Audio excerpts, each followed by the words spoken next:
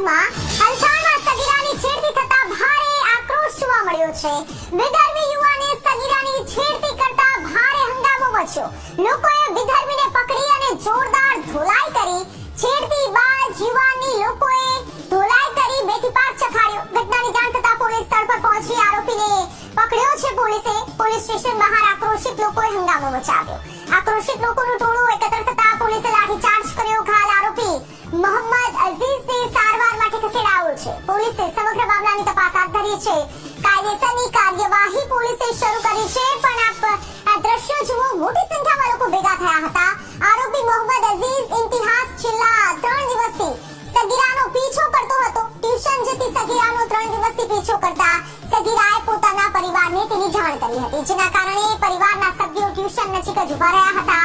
જે બાદ ફરી મોહમ્મદ અઝીઝ પીછો કરવા આવતા તેને પકડી પાડ્યો હતો. જે બાદ લોકોએ તેની ધોલાઈ કરી હતી.